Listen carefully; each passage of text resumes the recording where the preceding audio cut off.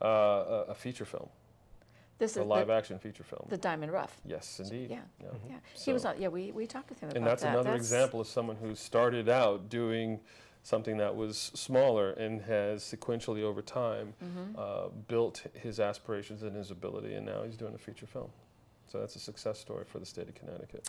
Now, I also know, speaking of such things, Corey Boudelaire, who's a friend of ours, he's shooting a documentary based on P.T. Barnum and shooting in Connecticut. So that's another one. I think he's going to be ready in the fall. And of course, Howard and Karen Baldwin, you know, they're shooting. They're coming to the film. BFFs, and aren't they? yes, Yeah. thank you for reminding me, Peter. Yes, absolutely. In fact, let me get a couple things in about that.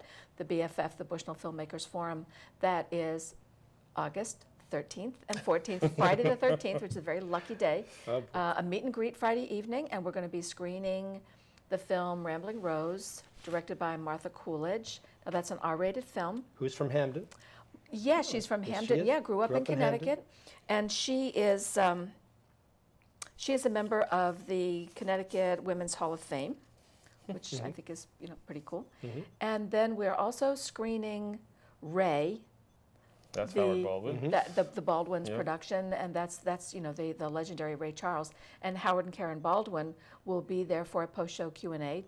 I think that's phenomenal. I mean, we also mentioned too, Martha will be there at the film for a post-show Q&A. And I think people who are interested in directing, I think what an opportunity to talk to the director and say, we just watched your film. Why did you do this or not that, or how did you make that decision, or I can't even imagine the questions because that's a new field for me.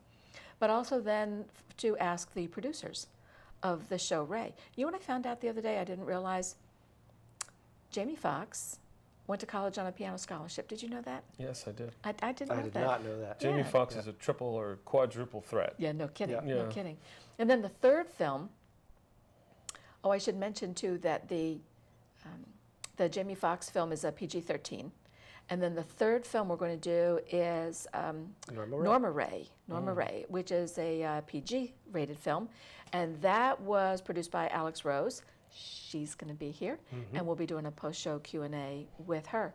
I think it's also important, I want to let people know, if you only want to see films, you can do that. And you can, starting August 1st, we're not selling those tickets until August 1st, but you can come just to the film and be part of that post-show Q&A with the director or the producers. But there's so much more. They're also going to be giving workshops. Martha's going to be doing a workshop on the director's magic. Alex is going to be doing a workshop on creating characters as a novelist. I think Peter is doing a workshop. Am I doing a workshop? Yes, you are. I didn't know. On screenwriting. Of course I am. Screenwriting. And George, you're going to be doing a workshop That's right, I forgot. Good thing we came here. Yes, on the resources for Connecticut filmmakers, and that's why I thought, you know, we'll get a little preview of some of that tonight. But I imagine people who are in the process or seriously considering the idea of making a film, they're going to want to know, you know, ahead of time what all is available to them. Well, certainly being able to talk to accomplished directors and producers is a rare opportunity, very much so. So it is.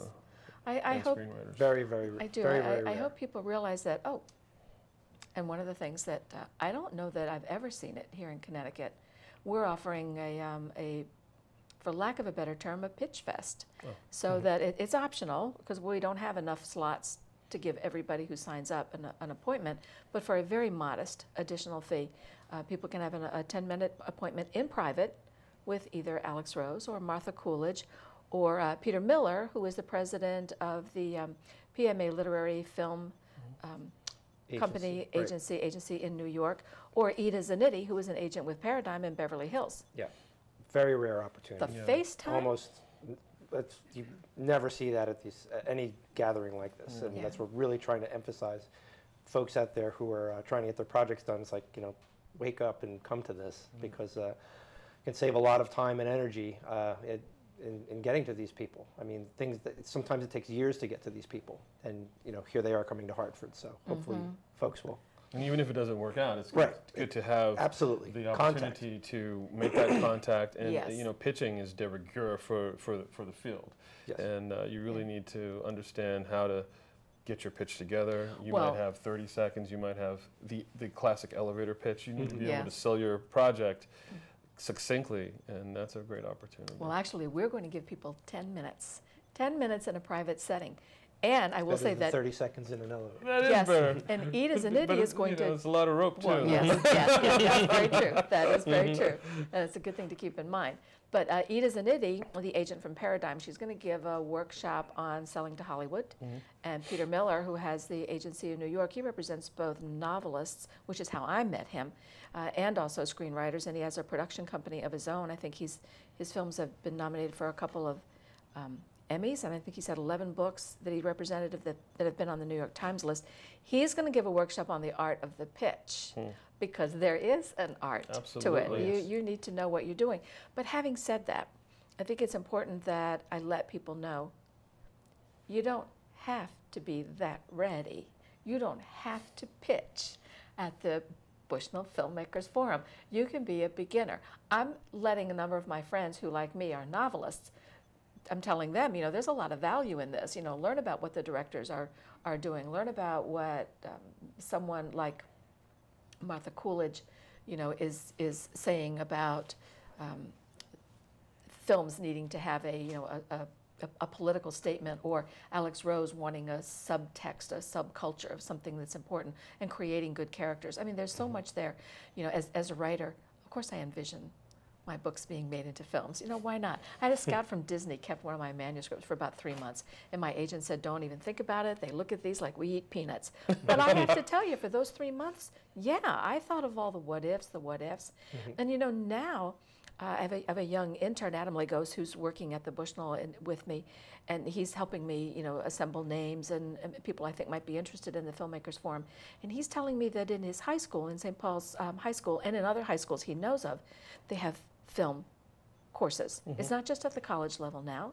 So it's popular and growing, something people want. And we were talking before we came on, it's the second biggest export our nation has right now. Absolutely. I didn't know that. That's true. Our culture. That's right. And it's either going out in a movie or in a song. So, We're not selling microchips. We're not selling all of that stuff, but people love American culture and American films all over the world. So what do you think that is? Does that get to our culture, or does that get to the importance of story?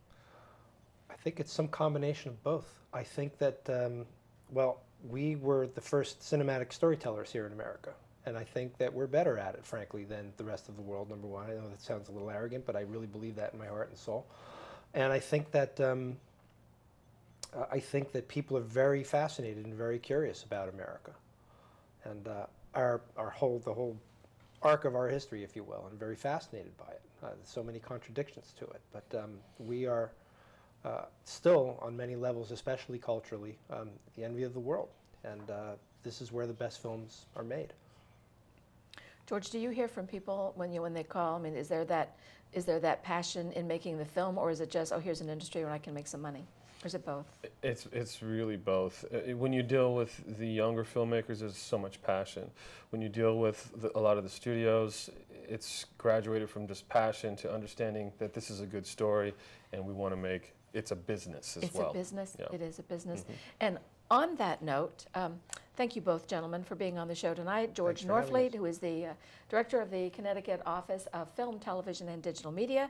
Peter Fox, vice president of production at Tripeg Studios down in Hamden.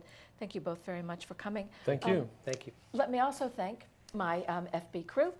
And I would love to just mention something I usually say on another show, but we're talking about the value of story. Ursula Le Guin, the fantasy writer, said there have been civilizations that did not use the wheel, but there have been no civilizations that did not tell stories. So find your story and find a way to tell it. And join us again next time. Thank you.